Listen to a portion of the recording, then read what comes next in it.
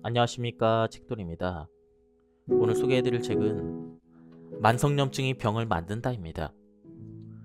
출판사는 청홍, 저자는 우치야마 요코입니다. 그럼 바로 본문을 보겠습니다. 우울감, 브레인 포그, 금세 피곤해짐, 인지기능 저하, 무릎의 불편, 관절 및 근육의 뻣뻣함, 치매나 암. 이러한 병들은 어쩌면 이 모든 증상의 원인이 만성염증일지도 모릅니다. 이렇게 오랫동안 질질 끄는 신체 문제의 큰 원인으로 만성염증을 꼽을 수가 있습니다. 그 외에 골다공증도 칼슘의 부족이 아니라 염증으로 골밀도가 줄었을 때 생깁니다. 그래서 골다공증 징후가 보이면 칼슘을 섭취하기보다는 염증을 잡아야 합니다. 원래 염증이란 체내에 침입한 병원체나 불필요한 물질을 파괴하고 찌꺼기를 처리하는 생체 반응입니다. 그래서 우리는 염증이 꼭 필요하며 염증이 제대로 작동하지 않으면 곤란합니다. 그러나 이처럼 세포 안팎의 찌꺼기를 제거하거나 불필요한 물질을 이동시키기 위해 발생하는 염증이 우리 몸이나 조직을 훼손할 수도 있습니다. 그 중에 만성염증은 다른 양상을 보입니다. 자가면역 질환이나 염증성 장 질환처럼 명확하게 자각되는 만성염증도 있지만 눈으로 식별할 수 없고 열이 나지도 않고 혈액 검사에서도 염증 반응이 확인되지 않는 장기적인 만성염증도 있기 때문이죠. 다시 말하지만 오래가는 신체 문제나 질병은 증상에만 대처하면 잘 낫지 않습니다.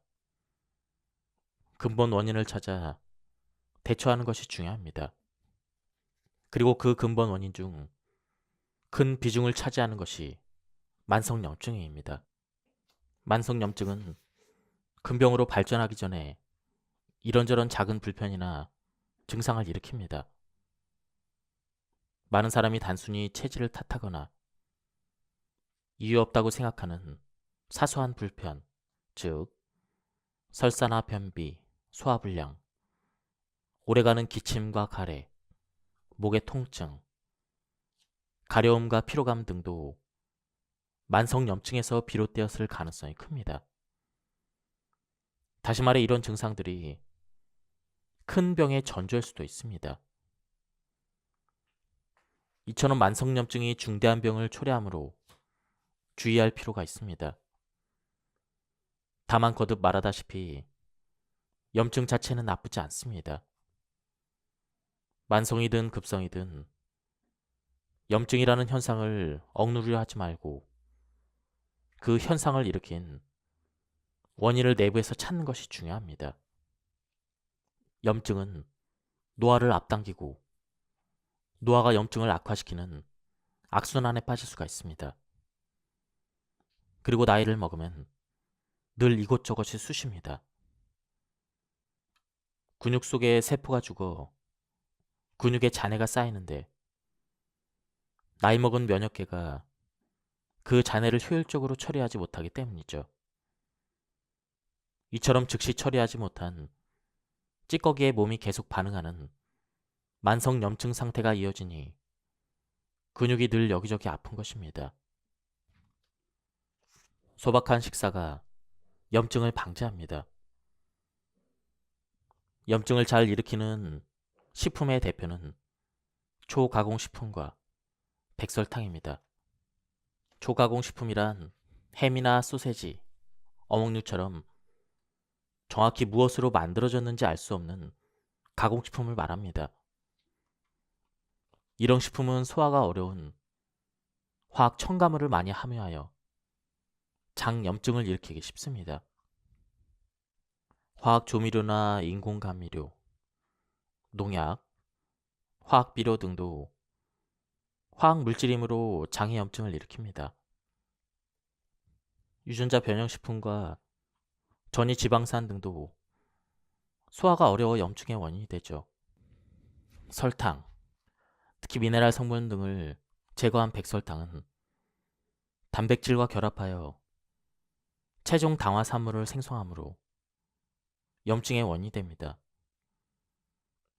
특히 혈액 속에 당이 늘어나는 당뇨병이 있으면 체중 당화산물도 많이 만들어지므로 전신의 혈관에 염증이 생겨서 동맥경화가 진행되기 쉽습니다.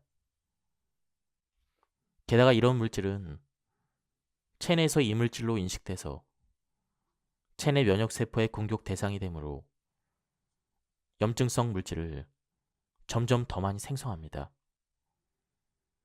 앞서 말한 대로 밀가루나 유제품도 소화가 어려워 염증을 일으키기 쉬운 식품입니다. 그 외에 산화한 기름이나 식품도 염증을 일으키므로 튀김을 피하는 것이 좋습니다. 이렇게 식사법을 지도하면 먹을 게 없다라고 말을 하는 환자가 있습니다. 평소에 아무렇지도 않게 먹던 음식을 전부 피하라고 하니 당황스러울 수도 있습니다. 그러나 관점을 조금 바꾸면 여전히 먹을 것이 많습니다. 각종 채소와 해조류, 질 좋은 육류나 생선, 달걀과 콩, 밥과 뿌리채소, 메밀가루. 이런 식품은 염증을 잘 일으키지 않습니다. 질 좋은 재료를 구하려면 돈이 조금 더 들겠지만 어쨌든 고기와 생선은 안심하고 먹어도 됩니다. 본래 입은 먹거나 말하는 기관이므로 숨은 코로 쉬어야 정상입니다. 그래서 코는 안쪽이 복잡한 동굴처럼 생겼습니다. 그래서 공기를 적당히 데우고 촉촉하게 만들어 점액과 섬으로 이물을 걸러내게 되어 있습니다. 코로 호흡하면 공기를 가습하고 정화해서 목과 몸에 부담을 주지 않는 그러한 효과를 발휘하는 동시에 병원체 등을 배제할 수 있습니다. 하지만 입으로 호흡하면 차거나 건조한 공기가 목에 곧바로 들어오는 데다 병원체 등도 걸러지지 않습니다. 그러면 림프구가 감당하지 못해 상인두염에 걸리기 쉽습니다. 입속도 건조해져서 잡균이 잘 번식하므로 나중에 설명할 치은염이나 충치 등도 생기기 쉽습니다. 따라서 의식적으로 입을 다물어야 합니다. 말을 많이 하는 사람, 노래하는 사람, 스포츠 선수 등은 특히 입으로 호흡하기 쉬우므로 더 신경을 써야 합니다. 아이들도 입이 잘 벌어져서 입으로 호흡하기 쉬우니 코로 호흡을 하도록 잘 지도해야 합니다. 야간에는 입 중앙에 종이 반창고 등을 세로로 붙여서 자는 동안 입이 벌어지지 않도록 해야 합니다. 그러면 수면 중 입 호흡을 방지하는 데 도움이 됩니다. 의료계에서는 입 호흡을 방지하는 대책으로 입 주변 근육을 단련하는 아이우베 체조를 추천합니다. 입을 크게 벌려서 아, 이, 우, 배라고 발음하는 체조입니다. 코와 목을 씻어내는 코 세척이나 소독 효과가 있는 전비약 등도 상기도의 염증을 예방하거나 개선을 해서 코 호흡을 유도하는 효과가 있습니다. 지나친 운동이 염증의 원인이 되듯 운동 부족, 장시간 앉아있는 생활도 염증을 일으키기 쉽다는 보고가 있습니다. 이처럼 근골격도 염증에 큰 영향을 미칩니다. 그래서 적당한 운동이 중요합니다. 직업 때문에 오래 앉아있거나 집에서 잘 움직이지 않는 사람은 일부러라도 한 번씩 일어나서 걷거나 가까운 거리는 걸어 다니는 게 좋습니다. 오래된 상처나 몸의 뒤틀림에는 혈류를 촉진하는 마사지나 산소 캡슐 치료가 효과적입니다. 발이 변형되었거나 평발인 사람은 신경 써서 신발을 똑바로 신거나 깔창을 잘 고르는 것이 도움이 되죠. 통증이나 뒤틀림을 개선하려고 침을 맞는 사람이 많습니다. 침 치료에도 염증을 억제하는 효과가 있습니다. 정상적인 생체 활동에는 효소가 꼭 필요합니다. 음식물을 분해하는 소화효소와 몸의 신진대사를 높이는 대사효소가 있습니다. 현대인의 식생활이 효소의 낭비를 부추깁니다. 현대인의 식단에는 가공식품과 가열식품의 비중이 매우 높습니다. 식품은 기본적으로 가공하거나 가열을 할수록 소화되기가 쉬워집니다. 그러므로 현대인은 소화효소를 낭비하기 쉽습니다. 그리고 현대인은 일반적으로 첨가물이나 농약 등 화학물질을 많이 섭취하는 데다 유전자 변형식품, 소화가 안 되는 단백질이 들어있는 밀가루, 유제품도 자주 섭취합니다. 그래서 소화효소를 더 많이 소비합니다. 그뿐 아니라 일상에서 전자파, 화학물질 등 다양한 유해물질을 접함으로 그 해독에도 효소를 많이 소비합니다. 한편 효소가 기능하려면 각종 비타민과 미네랄이 필요합니다. 스트레스에 대항해서 몸을 방어하는 기능에도 대사 효소가 필수적입니다.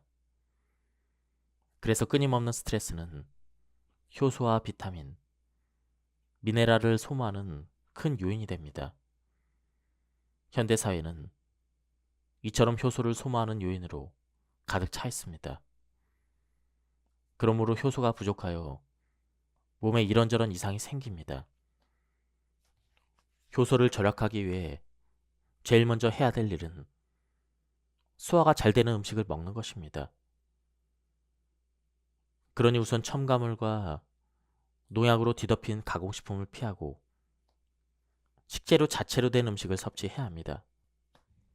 식재료 자체로 된 음식, 소화가 잘 되는 음식이란 식재료 자체의 효소를 포함하고 있어서 소화를 돕는 식품을 말합니다. 효소는 모든 천연 식재료에 기본적으로 포함되어 있습니다. 그러나 열에 약해서 대략 60도 이상으로 가열했을 때 활성을 잃어버립니다. 따라서 가열되지 않은 식품을 많이 먹어야 합니다. 그래야 소화도 잘 되고 식품 속의 효소를 활용해서 체내 효소도 절약할 수가 있습니다.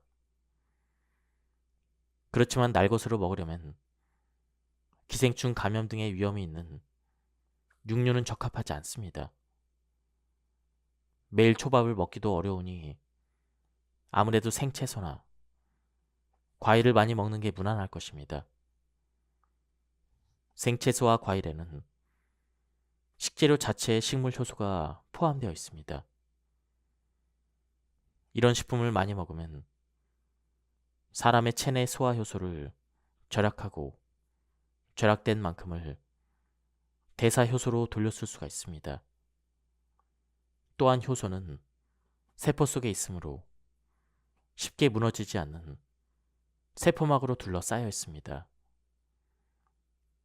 이 세포막 밖으로 효소나 영양소를 꺼내 섭취하는 것이 이상적이겠지만 잘 씹기만 해도 세포막 성분을 전부 으깨기는 어렵습니다. 따라서 생채소나 과일을 갈거나 즙을 짜서 세포막을 으깨면 효소를 더욱더 효율적으로 섭취할 수가 있습니다. 채소나 과일에는 식이섬유가 풍부합니다. 식이섬유는 혈당치를 급격하게 올리지 않고 장을 청소해주며 장내 세균의 먹이까지 되는 이상적인 식품입니다. 장내 세균이 비타민을 합성하고 미네랄을 쉽게 흡수하도록 하므로 식이섬유를 섭취하면 비타민과 미네랄을 보충하는 데 도움이 될 것입니다. 해독의 사원칙으로 유해물질을 배제하자. 유해물질에 둘러싸여 사는 현대인이라도 독을 최대한 방어하고 배출할 수 있습니다. 그 방법을 간단하게 소개하겠습니다. 1. 유해물질을 최대한 피한다. 환경과 물건, 음식, 해로운 약과 블루라이트 등을 점검합니다. 그리고 이러한 것들을 최대한 줄입니다. 2. 유해물질이 침입하기 어려운 몸을 만듭니다. 식생활 개선 등으로 피부와 목, 장의 장벽 기능을 강화하고 몸의 염증을 진정시킵니다. 3. 해독이 잘 되는 몸을 만듭니다. 그렇게 하려면 다음을 실천해야 합니다. 스트레스와 수면을 관리해서 독의 배출을 돕습니다. 대사 효소의 활성도를 높입니다. 해독에 도움이 되는 비타민과 미네랄을 섭취합니다. 몸을 약 알칼리성으로 유지합니다. 유해물질은 대부분 산성입니다. 하지만 우리 몸은 기본적으로 약 알칼리성이라 유해물질이 많아져 산성이 되면 해독이 어렵습니다. 따라서 생채소와 매실장아찌 등 알칼리성 식품을 많이 먹고 백설탕과 가공식품 등 산성식품을 줄여서 해독이 잘 되는 약 알칼리성 몸을 만들어야 합니다. 림프의 흐름을 개선한다. 노폐물과 유해물질을 배출하는 림프의 흐름을 개선해야 합니다. 그러기 위해서는 적당한 운동과 전신 마사지로 림프의 흐름을 촉진해야 합니다. 땀을 흘린다. 땀으로 몸을 해독할 수 있다고 알려져 있습니다. 적당한 운동이나 입욕, 원적외선 사우나 등으로 몸을 천천히 데우면 땀이 날 것입니다. 죽욕도 효과적입니다.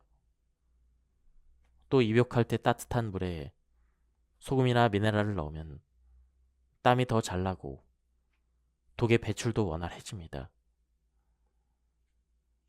입욕은 몸을 데워줄 뿐 아니라 수압으로 전신을 부드럽게 지압하며 혈액의 흐름을 촉진하므로 독을 빨리 배출하는 데 도움이 됩니다. 사고방식을 바꿔서 자신에게 맞는 방법으로 스트레스를 관리한다. 모든 사람에게 효과적인 스트레스 관리법은 없습니다. 사람의 성격이나 상황에 따라 적합한 방법이 달라집니다. 그러니 이것저것 시도해보고 더 편안해지는 방법을 찾아야 합니다. 여기에 쓸만한 방법을 몇 가지 소개하겠습니다. 예를 들어 직장에서 잘 안 맞는 상사와 스트레스를 많이 받는다고 생각해 봅시다. 그런 사람은 생각하지 말자라고 생각할수록 그 생각에 사로잡힙니다. 그러니 생각하지 않으려고 노력하지 말고 다른 데로 눈을 돌려야 합니다. 눈앞에 다른 일에 집중하거나 휴무에 뭘 할지 생각을 하거나 사랑스러운 가족의 사진을 들여다보는 등 사소한 것이라도 좋으니 다른 일에 관심을 돌리는 것이죠. 그리고 사람은 자신이 갖지 못한 것, 자신의 단점을 생각하기 쉽습니다. 그런 이유로 스트레스를 받는다면 자신이 가진 것을 생각합시다. 예를 들어 어깨가 아파서 힘들면 종일 어깨에 신경 쓰기 쉽지만 그런 때일수록 통증이 없는 반대쪽 어깨나 자유롭게 움직이는 손발, 말할 수 있는 입, 매일의 배변, 아프지 않은 손발과 허리 등을 떠올려 보는 것입니다. 가진 것도 많고 장점도 많다는 것을 깨달으면 무거웠던 마음이 가벼워질 것입니다. 컵에 물이 반쯤 차 있을 때 벌써 절반이 사라졌다라고 생각하느냐, 아직 절반이나 남았다라고 생각하느냐에 따라 마음가짐이 상당히 달라집니다. 아직 절반이나 남았다라고 생각하면 스트레스가 크게 줄어듭니다. 무심코 자신의 단점을 생각하다 보면 단점이 실제보다 더 크게 보입니다.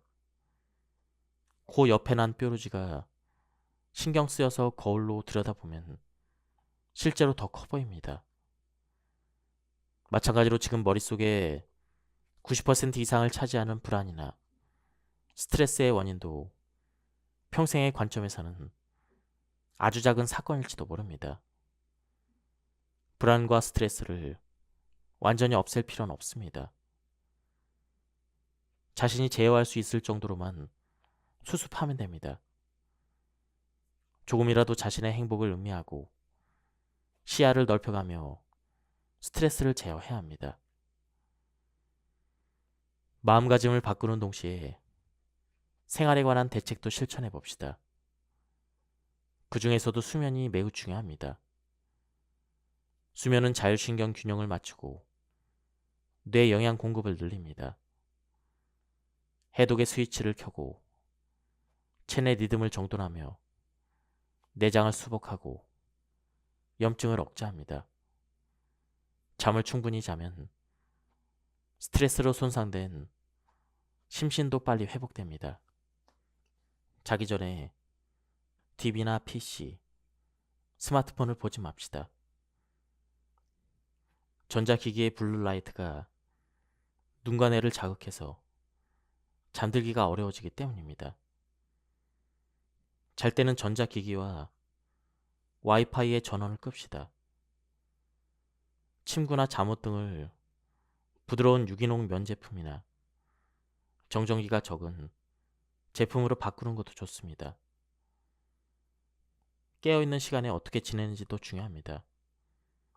낮에 햇볕을 쬐지 않거나 운동을 하지 않거나 커피 등 카페인 음료를 연거푸 마시거나 늦은 시간에 저녁을 먹거나 과식을 하거나 야식을 먹게 되면 잠을 이루기 어렵습니다. 뱃속의 음식이 다 소화되기 전에 잠자리에 들면 잠을 설칠 뿐 아니라 몸속에 소화되지 않은 물질이 늘어납니다.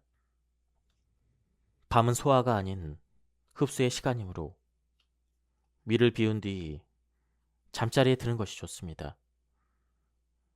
그러면 적어도 잠들기 3시간 전에 식사를 마쳐야 합니다. 잠들기에 1시간쯤 전에 따뜻한 물에 입욕을 하면서 체온을 올리는 것도 요령입니다. 체온이 올랐다가 천천히 내릴 때 부교감신경이 우위가 되면서 졸음이 오기 때문입니다. 야간에는 격렬한 운동을 추천하지 않습니다. 교감신경 우위가 돼서 정신이 또렷해지므로 잠이 오지 않기 때문입니다. 운동을 한다면 가벼운 스트레칭 등을 천천히 하는 게 좋습니다. 부교감신경과 교감신경의 균형을 조정하려면 손톱 뿌리를 자극하는 손톱 비비기, 손톱 뿌리의 양쪽 구석을 다른 쪽 손가락 사이에 끼워서 비비는 것이죠. 그리고 몸에 따뜻한 물과 찬물을 번갈아 끼얹는 온냉 샤워, 마른 천으로 전신을 문지르는 건포 마찰도 효과적입니다. 천천히 심호흡을 하며 전신에 산소를 골고루 보내봅시다. 이것들은 자율신경의 균형을 맞추면서 혈류를 촉진하고 림프의 흐름도 개선해서 스트레스에 대항할 수 있는 몸을 만드는 방법입니다. 낮 동안의 적당한 운동도 자율신경의 균형을 맞추고 혈류를 늘려서 몸의 구석구석까지 산소를 보내고 대사를 활성화하는 데 도움이 됩니다. 그러나 격렬한 운동을 너무 많이 하면 몸에 해로운 활성산소가 늘어나 몸이 염증 체질로 변하니 주의를 해야 합니다. 그래도 격렬한 스포츠를 좋아하거나 꼭 해야 되는 상황이라면 운동이 끝난 후에 심신을 잘 가라앉히십시다.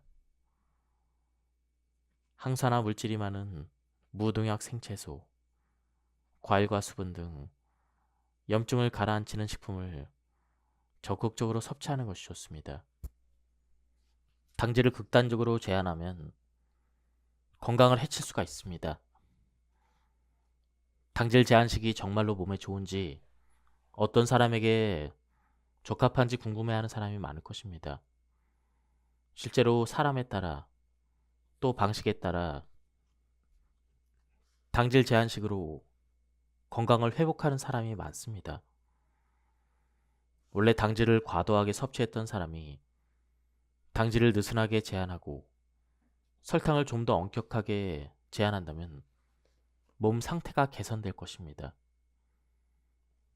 당질 처리에 이미 문제가 생긴 당뇨병이나 경계성 당뇨병 환자 중에는 현미만 먹어도 급격히 혈당이 오르는 사람이 있습니다. 그런 사람도 당질 제한식에 가까운 식단으로 당질 섭취 방식을 조절하는 것이 효과적이죠. 그러나 건강한 사람에게 당질을 엄격히 제한하라고 권하는 것은 극단적이고 잘못된 것입니다. 어떤 당질이든 대량의 백설탕처럼 악질이라고 단정하는 것도 오류입니다. 당질을 극단적으로 제한하거나 몸을 망치는 사람도 있습니다. 특히 고기나 단백질을 잘 소화하지 못하는 사람은 당질 제한식을 실천하다가 체내 미소화 물질이 늘어날 위험이 큽니다. 음식을 소화하려면 에너지가 필요합니다. 그런데 당질을 섭취하지 않으면 그럴 에너지가 없어 오히려 염증이 발생할 수 있습니다. 또한 당질 제한식은 혈당을 내리는 효과는 있지만 다른 병에는 악영향을 미칠 수가 있습니다. 실제로 당질 제한식을 계속하다가 동맥경화가 진행된 환자도 있습니다. 당질 제한식이 모든 사람에게 적합하지는 않다는 사실, 방식에 따라 몸에 해로울 수 있다는 사실을 잊어서는 안 됩니다. 당연한 말이지만 오직 당질만 섭취하면 비만이나 영양장애가 발생합니다. 옛날 사람들은 섭취하는 영양소 중 당질의 비중이 매우 높았지만 운동량이 지금과는 비교가 되지 않을 만큼 매우 많았습니다. 게다가 식이섬유도 많이 섭취했고 채소도 지금보다 훨씬 영양이 풍부했습니다. 그런 식단으로도 문제가 없었습니다. 어차피 고기와 생선을 입수하기가 어려웠을 테니 다행한 일입니다. 현대 문명 사회에 사는 우리는 옛날 사람들보다 운동을 훨씬 덜 합니다. 그런데도 당질을 옛날 사람들만큼 섭취하면 어떻게 될까요? 운동량에 비해서 당질을 너무 많이 섭취하는 사람이 많이 있을 것입니다. 그런 사람에게는 당질 제한이 적합할 것입니다. 그러나 모든 당질을 제한하는 것은 좋지 않습니다. 당질에도 다양한 종류가 있기 때문입니다. 밥 한 공기에는 각설탕 몇 개가 해당한다는 식으로 당질의 양을 표기할 때가 많습니다. 그러나 각설탕과 밥의 당질은 그렇게 단순히 비교할 수 없습니다.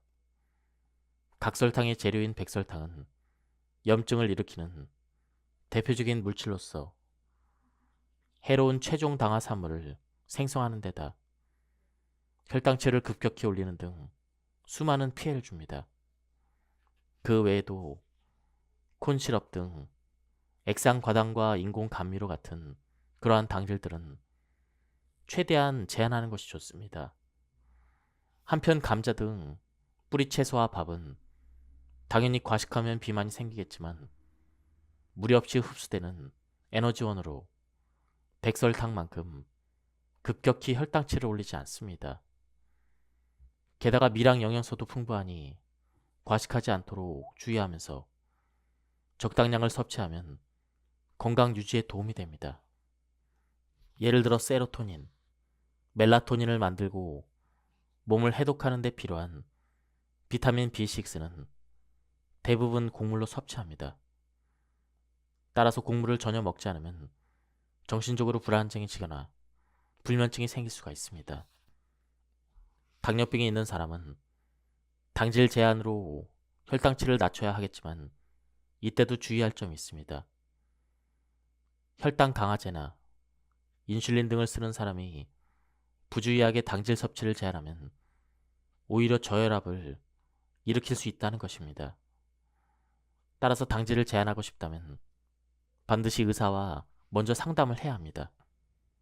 저는 환자에게 어지간히 특수한 사정이 없는 한 영양소를 골고루 포함한 기본적인 식단을 추천하고 과도한 백설탕, 초가공식품, 밀가루, 유제품, 첨가물 등을 피하라고만 합니다.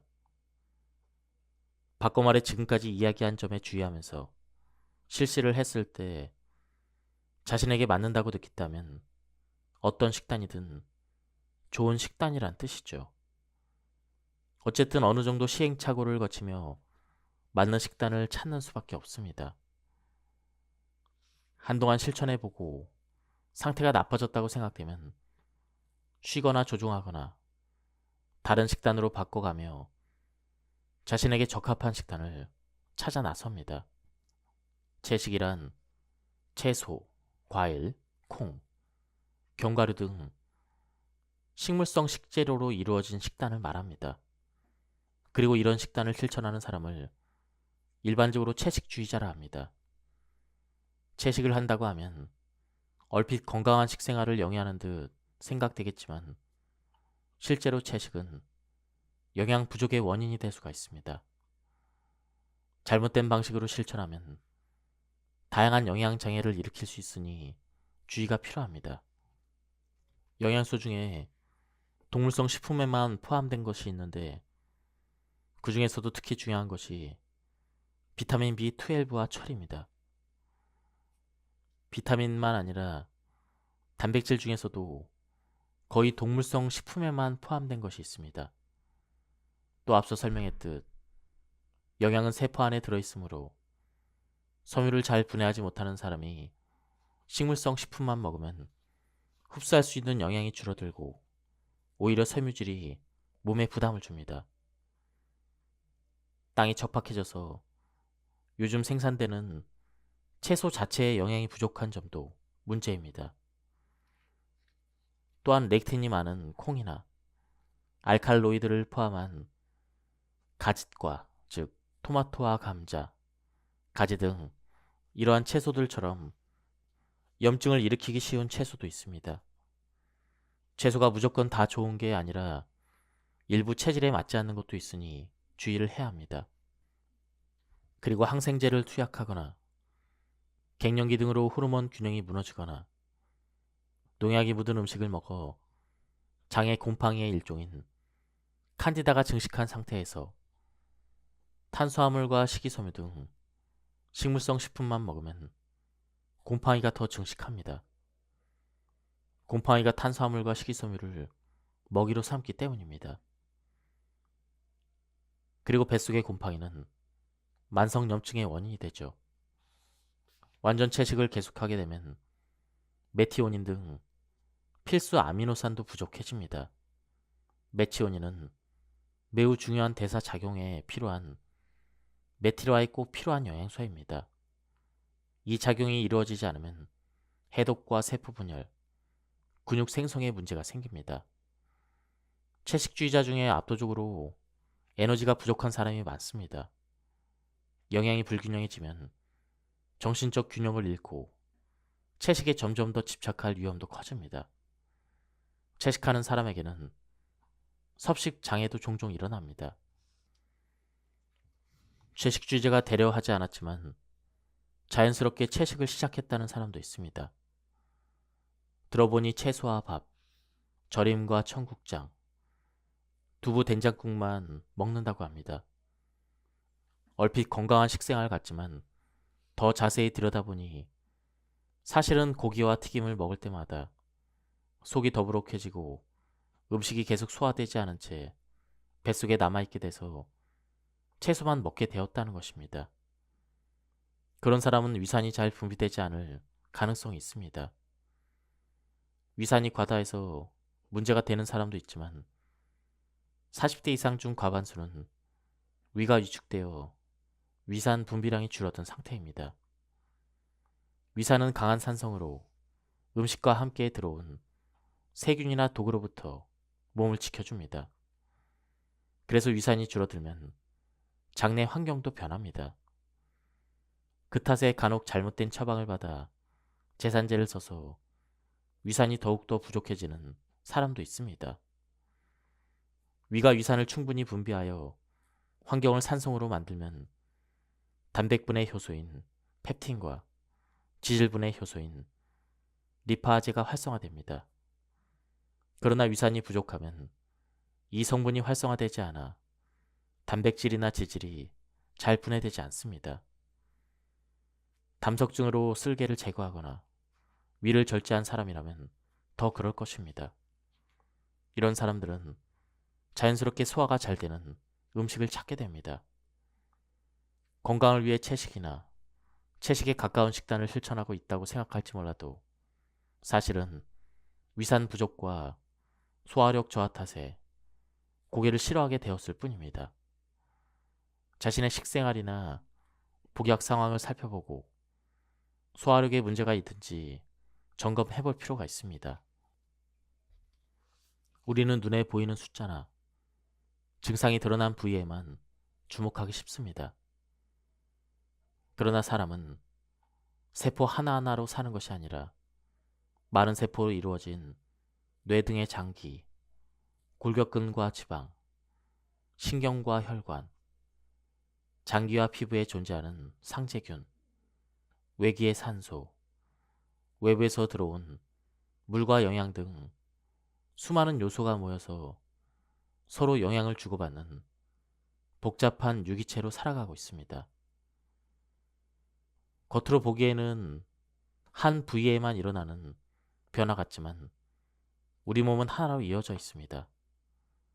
또 때때로 우리를 괴롭히는 몸의 증상도 알고 보면 병의 근본 원인을 드러내거나 병을 치료하는 반응일 뿐입니다. 원인을 진단하지 않고 증상만 억제하는 방식은 그 증상이 만성일수록 치유 효과가 떨어지며 증상 자체를 잘 완화하지도 못합니다. 특히 만성 증상은 몸에 어디까지 퍼져 있는지 판단하기가 어렵습니다. 최근 장내 세균종이 주목받기 시작하며 장내 환경을 건강하게 유지하려는 사람이 많긴 하지만 뇌에 염증이 있다면 장 환경 개선만으로는 상태가 좀처럼 나아지지 않습니다.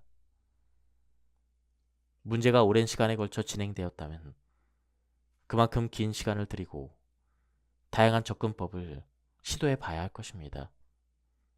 진정한 의미에서 근본 원인을 찾고 원인 요소를 하나라도 더 줄이고 자가 치유력을 높이는 치료법을 찾아야 합니다. 요즘 의학계의 상식도 점점 바뀌고 있습니다.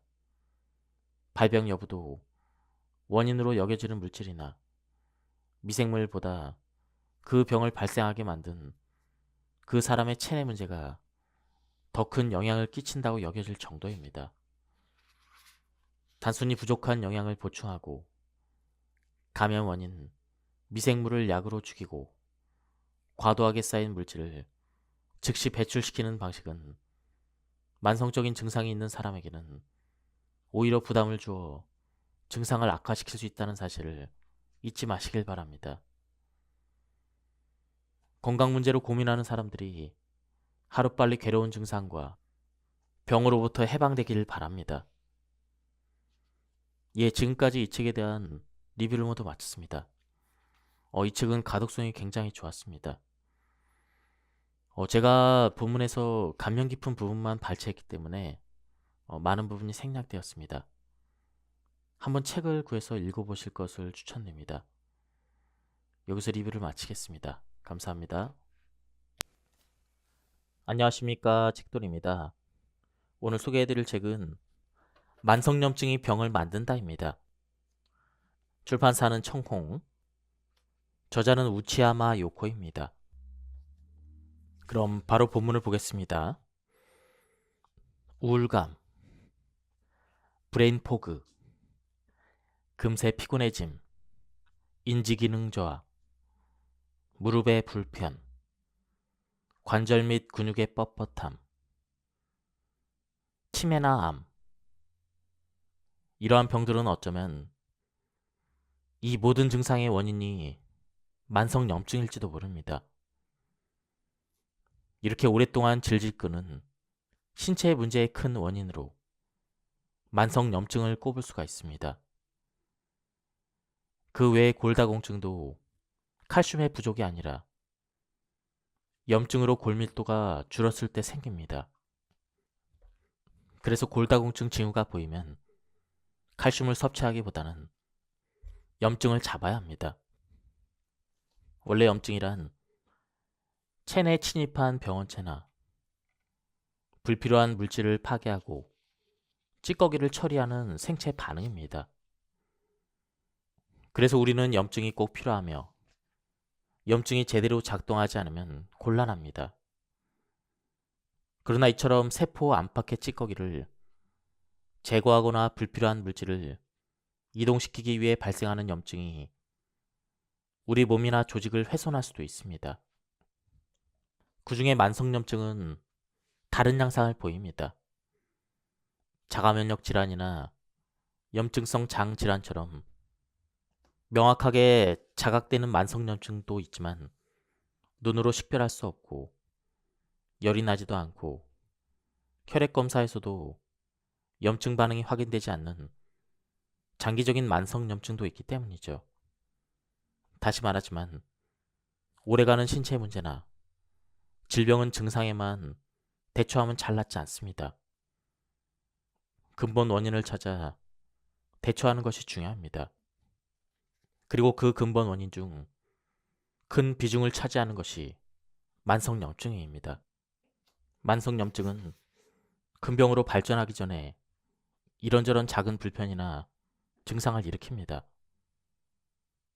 많은 사람이 단순히 체질을 탓하거나 이유 없다고 생각하는 사소한 불편, 즉 설사나 변비, 소화불량, 오래가는 기침과 가래, 목의 통증, 가려움과 피로감 등도 만성염증에서 비롯되었을 가능성이 큽니다.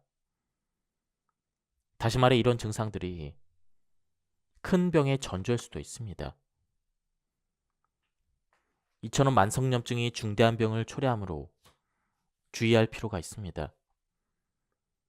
다만 거듭 말하다시피 염증 자체는 나쁘지 않습니다. 만성이든 급성이든 염증이라는 현상을 억누르려 하지 말고 그 현상을 일으킨 원인을 내부에서 찾는 것이 중요합니다. 염증은 노화를 앞당기고 노화가 염증을 악화시키는 악순환에 빠질 수가 있습니다. 그리고 나이를 먹으면 늘 이것저것이 쑤십니다. 근육 속에 세포가 죽어 근육에 잔해가 쌓이는데 나이 먹은 면역계가 그 잔해를 효율적으로 처리하지 못하기 때문이죠. 이처럼 즉시 처리하지 못한 찌꺼기에 몸이 계속 반응하는 만성염증 상태가 이어지니 근육이 늘 여기저기 아픈 것입니다. 소박한 식사가 염증을 방지합니다. 염증을 잘 일으키는 식품의 대표는 초가공식품과 백설탕입니다. 초가공식품이란 햄이나 소세지, 어묵류처럼 정확히 무엇으로 만들어졌는지 알 수 없는 가공식품을 말합니다. 이런 식품은 소화가 어려운 화학 첨가물을 많이 함유하여 장염증을 일으키기 쉽습니다. 화학 조미료나 인공 감미료, 농약, 화학 비료 등도 화학 물질이므로 장염증을 일으킵니다. 유전자 변형식품과 전이 지방산 등도 소화가 어려워 염증의 원인이 되죠. 설탕, 특히 미네랄 성분 등을 제거한 백설탕은 단백질과 결합하여 최종 당화산물을 생성하므로 염증의 원인이 됩니다. 특히 혈액 속에 당이 드러나는 당뇨병이 있으면 체중 당화 산물도 많이 만들어지므로 전신의 혈관에 염증이 생겨서 동맥경화가 진행되기 쉽습니다. 게다가 이런 물질은 체내에서 이물질로 인식돼서 체내 면역세포의 공격 대상이 되므로 염증성 물질을 점점 더 많이 생성합니다. 앞서 말한 대로 밀가루나 유제품도 소화가 어려워 염증을 일으키기 쉬운 식품입니다. 그 외에 산화한 기름이나 식품도 염증을 일으키므로 튀김을 피하는 것이 좋습니다. 이렇게 식사법을 지도하면 먹을 게 없다라고 말을 하는 환자가 있습니다. 평소에 아무렇지도 않게 먹던 음식을 전부 피하라고 하니 당황스러울 수도 있습니다. 그러나 관점을 조금 바꾸면 여전히 먹을 것이 많습니다. 각종 채소와 해조류, 질 좋은 육류나 생선, 달걀과 콩, 밥과 뿌리채소, 메밀가루. 이런 식품은 염증을 잘 일으키지 않습니다. 질 좋은 재료를 구하려면 돈이 조금 더 들겠지만 어쨌든 고기와 생선은 안심하고 먹어도 됩니다. 본래 입은 먹거나 말하는 기관이므로 숨은 코로 쉬어야 정상입니다. 그래서 코는 안쪽이 복잡한 동굴처럼 생겼습니다. 그래서 공기를 적당히 데우고 촉촉하게 만들어 점액과 섬으로 이물을 걸러내게 되어 있습니다. 코로 호흡하면 공기를 가습하고 정화해서 목과 몸에 부담을 주지 않는 그러한 효과를 발휘하는 동시에 병원체 등을 배제할 수 있습니다. 하지만 입으로 호흡하면 차거나 건조한 공기가 목에 곧바로 들어오는 데다 병원체 등도 걸러지지 않습니다. 그러면 림프구가 감당하지 못해 상인두염에 걸리기 쉽습니다. 입속도 건조해져서 잡균이 잘 번식하므로 나중에 설명할 치은염이나 충치 등도 생기기 쉽습니다. 따라서 의식적으로 입을 다물어야 합니다. 말을 많이 하는 사람, 노래하는 사람, 스포츠 선수 등은 특히 입으로 호흡하기 쉬우므로 더 신경을 써야 합니다. 아이들도 입이 잘 벌어져서 입으로 호흡하기 쉬우니 코로 호흡을 하도록 잘 지도해야 합니다. 야간에는 입 중앙에 종이 반창고 등을 세로로 붙여서 자는 동안 입이 벌어지지 않도록 해야 합니다. 그러면 수면 중 입 호흡을 방지하는 데 도움이 됩니다. 의료계에서는 입 호흡을 방지하는 대책으로 입 주변 근육을 단련하는 아이 우배 체조를 추천합니다. 입을 크게 벌려서 아, 이, 우, 배라고 발음하는 체조입니다. 코와 목을 씻어내는 코 세척이나 소독 효과가 있는 전비약 등도 상기도의 염증을 예방하거나 개선을 해서 코 호흡을 유도하는 효과가 있습니다. 지나친 운동이 염증의 원인이 되듯 운동 부족, 장시간 앉아있는 생활도 염증을 일으키기 쉽다는 보고가 있습니다. 이처럼 근골격도 염증에 큰 영향을 미칩니다. 그래서 적당한 운동이 중요합니다. 직업 때문에 오래 앉아있거나 집에서 잘 움직이지 않는 사람은 일부러라도 한 번씩 일어나서 걷거나 가까운 거리는 걸어 다니는 게 좋습니다. 오래된 상처나 몸의 뒤틀림에는 혈류를 촉진하는 마사지나 산소 캡슐 치료가 효과적입니다. 발이 변형되었거나 평발인 사람은 신경 써서 신발을 똑바로 신거나 깔창을 잘 고르는 것이 도움이 되죠. 통증이나 뒤틀림을 개선하려고 침을 맞는 사람이 많습니다. 침 치료에도 염증을 억제하는 효과가 있습니다. 정상적인 생체 활동에는 효소가 꼭 필요합니다. 음식물을 분해하는 소화효소와 몸의 신진대사를 높이는 대사효소가 있습니다. 현대인의 식생활이 효소의 낭비를 부추깁니다. 현대인의 식단에는 가공식품과 가열식품의 비중이 매우 높습니다. 식품은 기본적으로 가공하거나 가열을 할수록 소화되기가 쉬워집니다. 그러므로 현대인은 소화효소를 낭비하기 쉽습니다.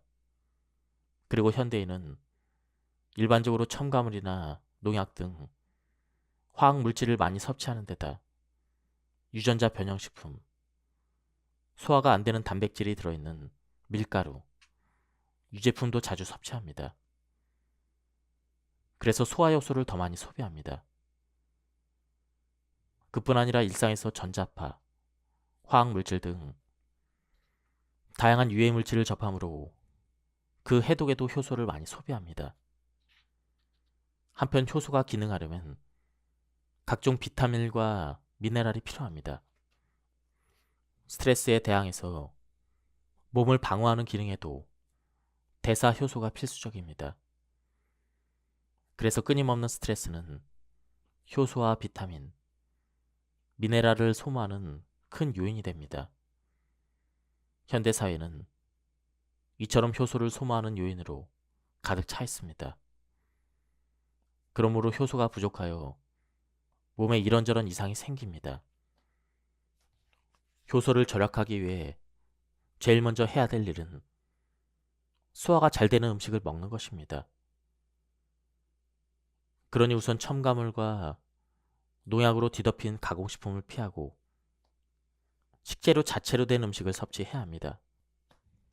식재료 자체로 된 음식, 소화가 잘 되는 음식이란 식재료 자체의 효소를 포함하고 있어서 소화를 돕는 식품을 말합니다.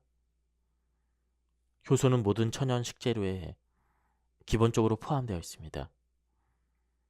그러나 열에 약해서 대략 60도 이상으로 가열했을 때 활성을 잃어버립니다.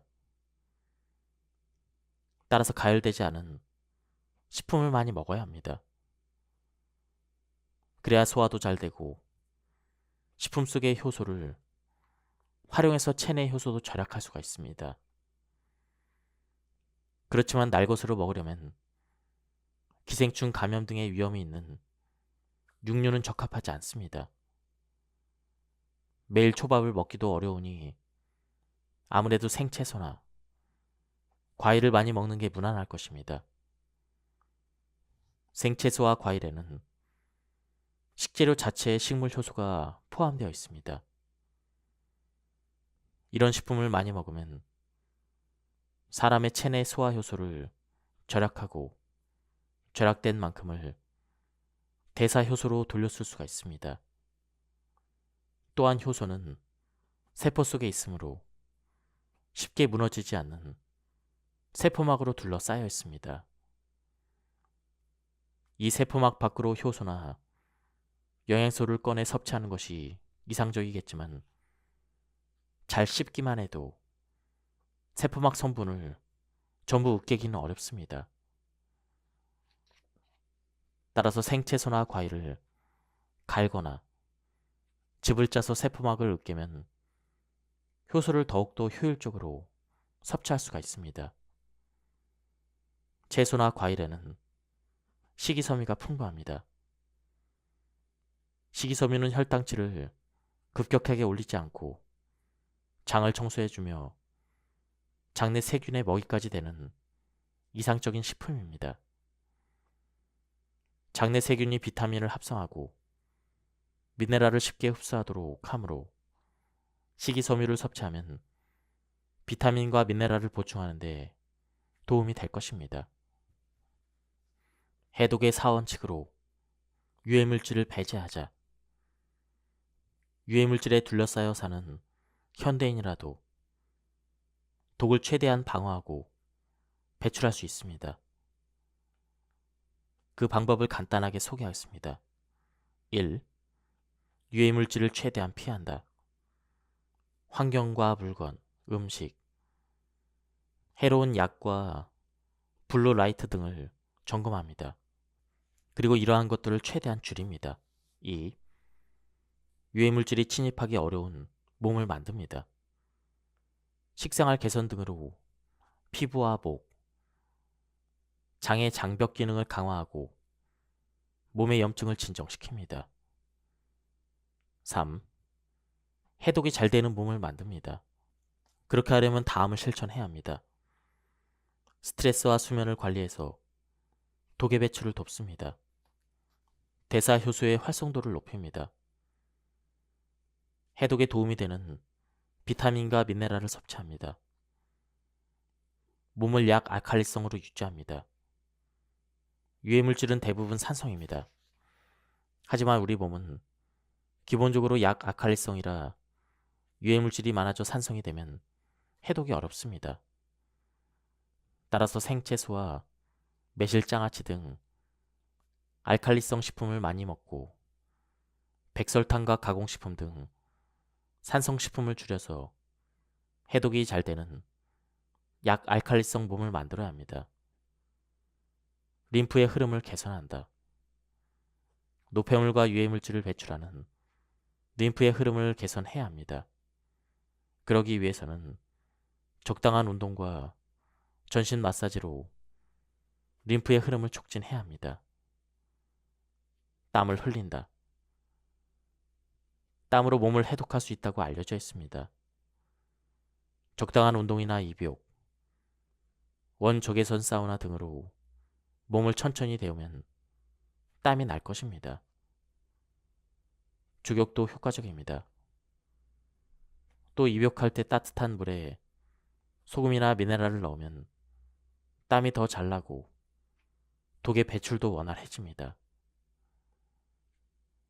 입욕은 몸을 데워줄 뿐 아니라 수압으로 전신을 부드럽게 지압하며 혈액의 흐름을 촉진하므로 독을 빨리 배출하는 데 도움이 됩니다. 사고방식을 바꿔서 자신에게 맞는 방법으로 스트레스를 관리한다. 모든 사람에게 효과적인 스트레스 관리법은 없습니다. 사람의 성격이나 상황에 따라 적합한 방법이 달라집니다. 그러니 이것저것 시도해보고 더 편안해지는 방법을 찾아야 합니다.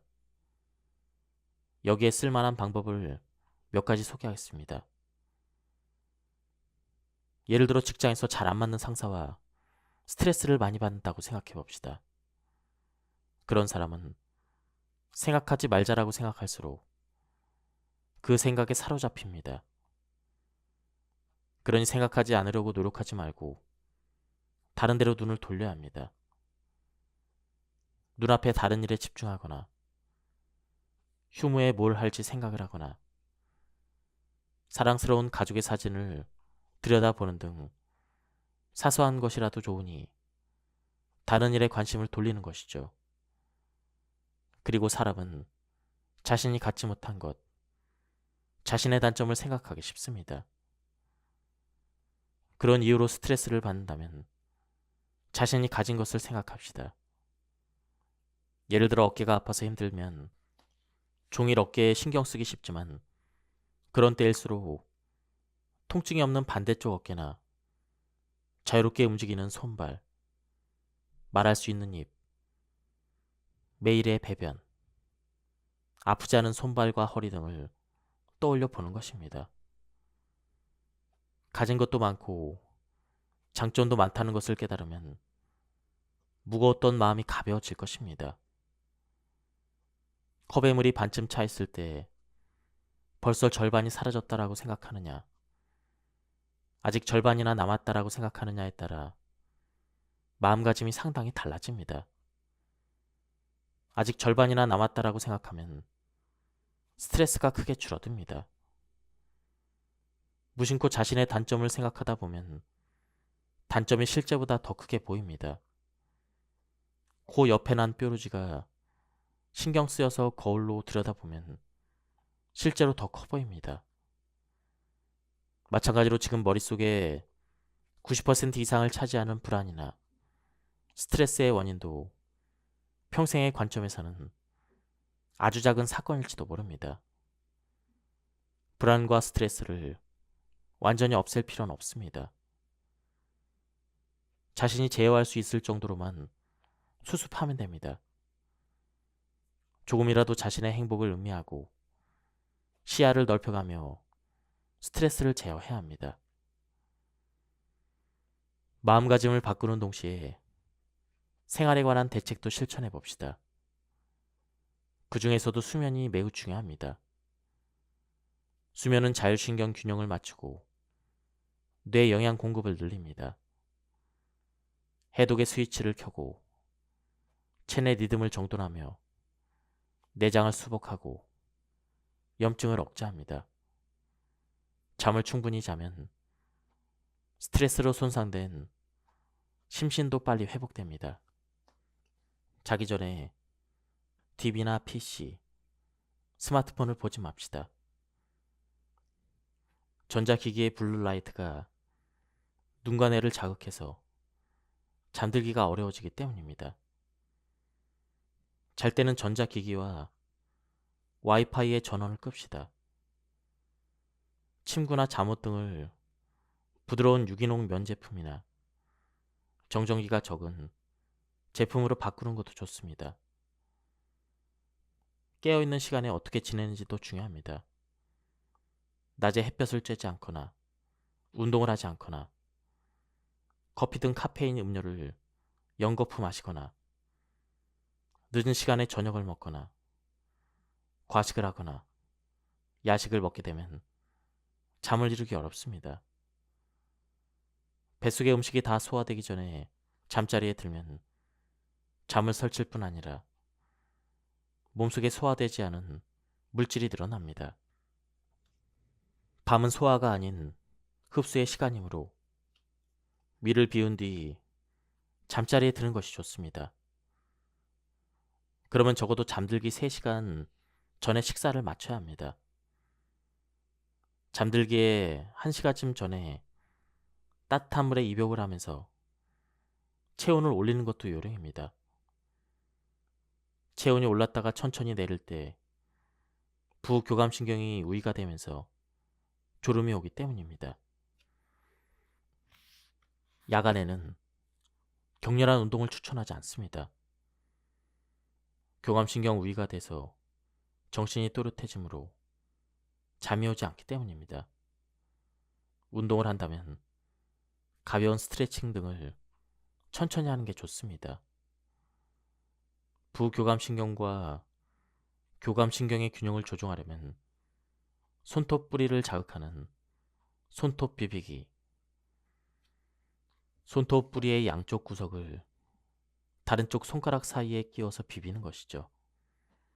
그리고 몸에 따뜻한 물과 찬물을 번갈아 끼얹는 온냉 샤워, 마른 천으로 전신을 문지르는 건포 마찰도 효과적입니다. 천천히 심호흡을 하며 전신에 산소를 골고루 보내봅시다. 이것들은 자율신경의 균형을 맞추면서 혈류를 촉진하고 림프의 흐름도 개선해서 스트레스에 대항할 수 있는 몸을 만드는 방법입니다. 낮 동안의 적당한 운동도 자율신경의 균형을 맞추고 혈류를 늘려서 몸의 구석구석까지 산소를 보내고 대사를 활성화하는 데 도움이 됩니다.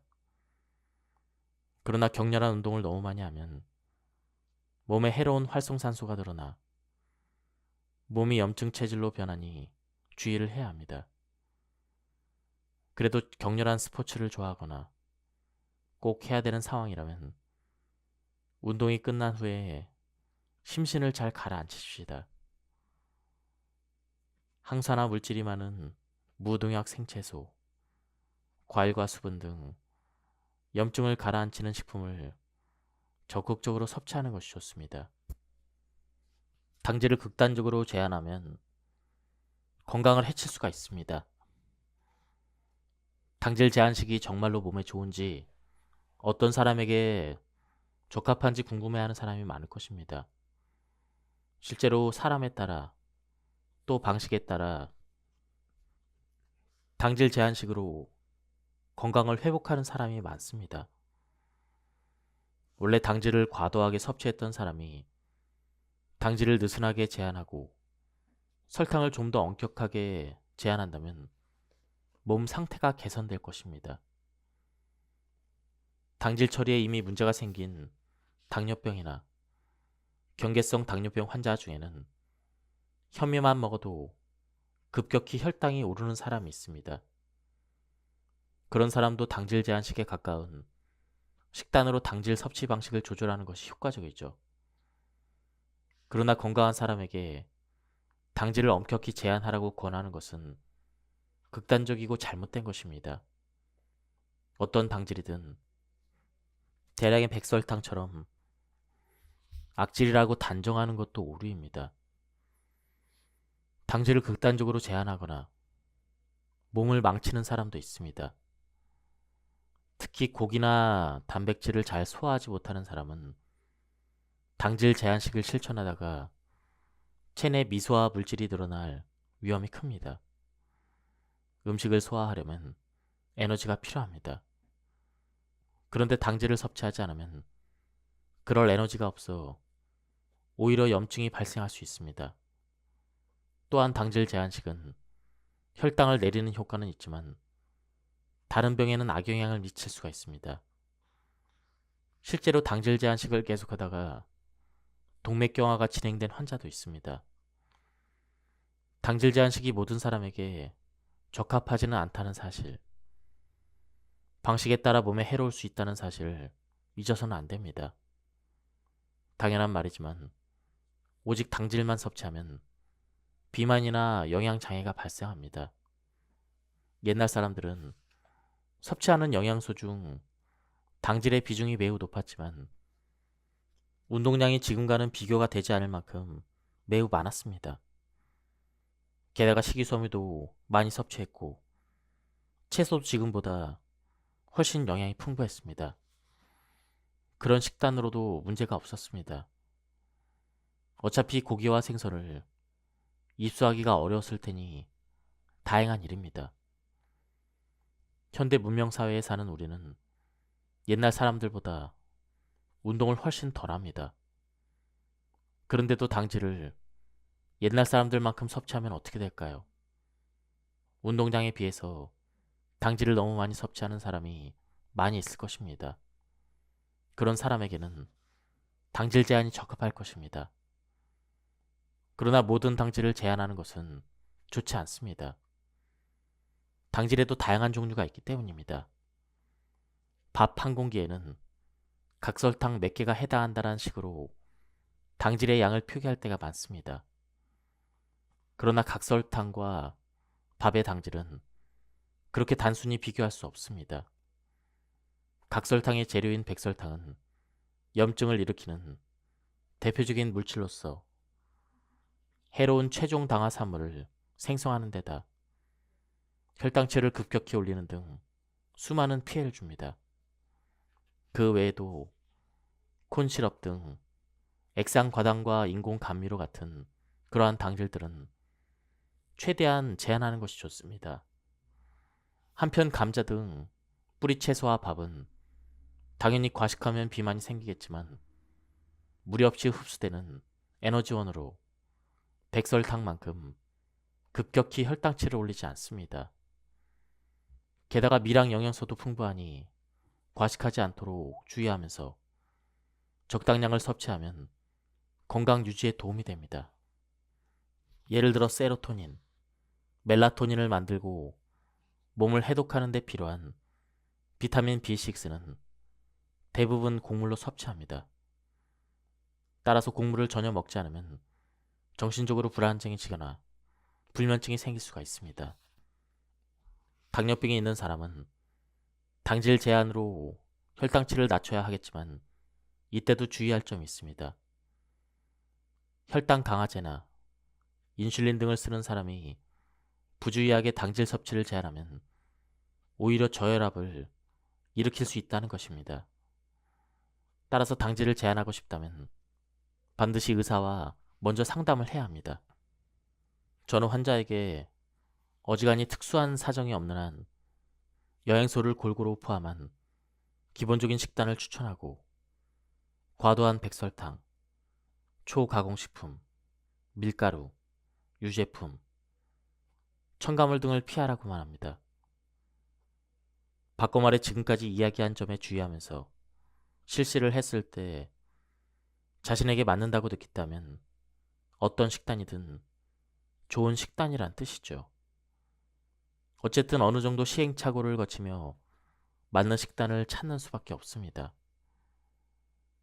한동안 실천해보고 상태가 나빠졌다고 생각되면 쉬거나 조종하거나 다른 식단으로 바꿔가며 자신에게 적합한 식단을 찾아 나섭니다.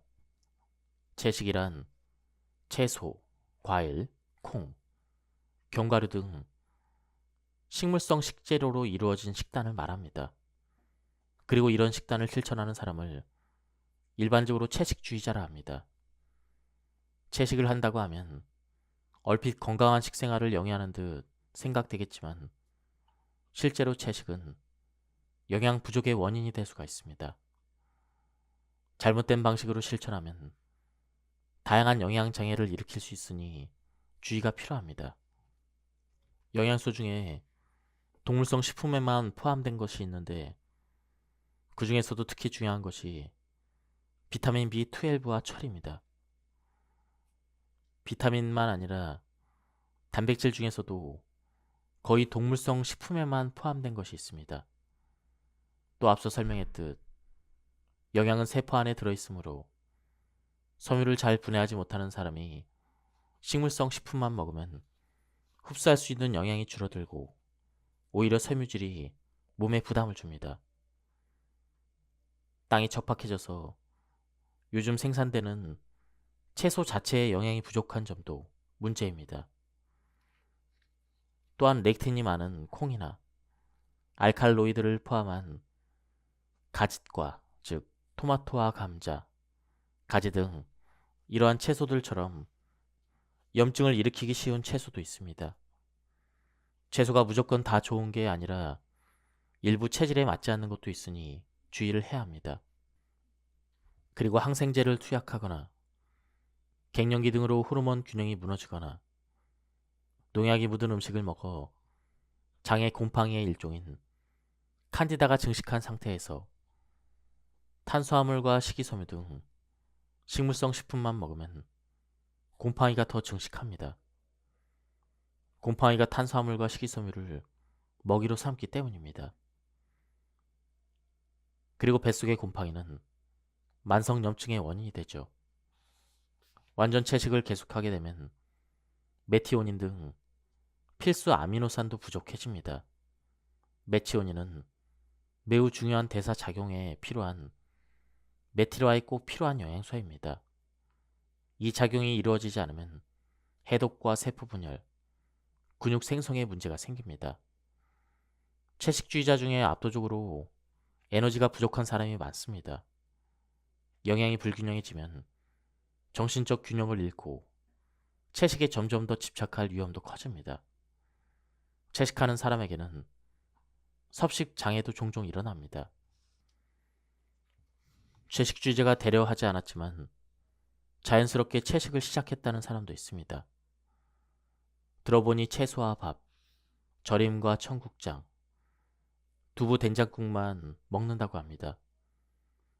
얼핏 건강한 식생활 같지만 더 자세히 들여다보니 사실은 고기와 튀김을 먹을 때마다 속이 더부룩해지고 음식이 계속 소화되지 않은 채 뱃속에 남아있게 돼서 채소만 먹게 되었다는 것입니다.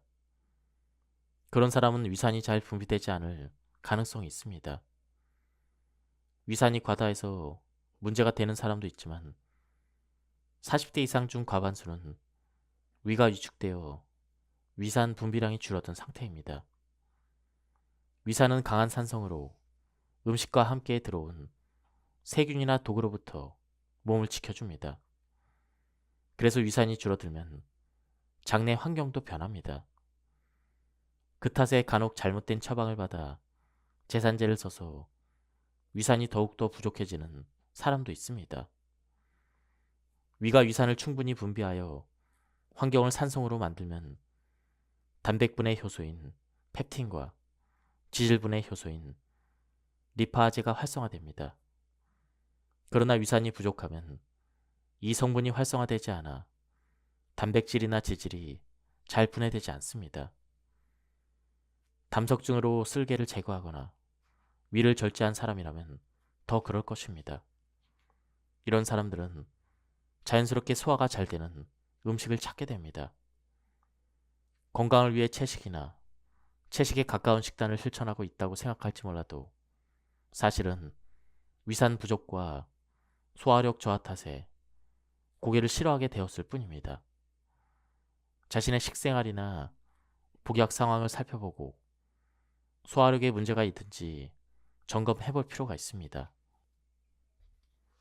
우리는 눈에 보이는 숫자나 증상이 드러난 부위에만 주목하기 쉽습니다. 그러나 사람은 세포 하나하나로 사는 것이 아니라 많은 세포로 이루어진 뇌 등의 장기, 골격근과 지방, 신경과 혈관, 장기와 피부에 존재하는 상재균, 외기의 산소, 외부에서 들어온 물과 영양 등 수많은 요소가 모여서 서로 영향을 주고받는 복잡한 유기체로 살아가고 있습니다. 겉으로 보기에는 한 부위에만 일어나는 변화 같지만 우리 몸은 하나로 이어져 있습니다. 또 때때로 우리를 괴롭히는 몸의 증상도 알고 보면 병의 근본 원인을 드러내거나 병을 치료하는 반응일 뿐입니다. 원인을 진단하지 않고 증상만 억제하는 방식은 그 증상이 만성일수록 치유 효과가 떨어지며 증상 자체를 잘 완화하지도 못합니다.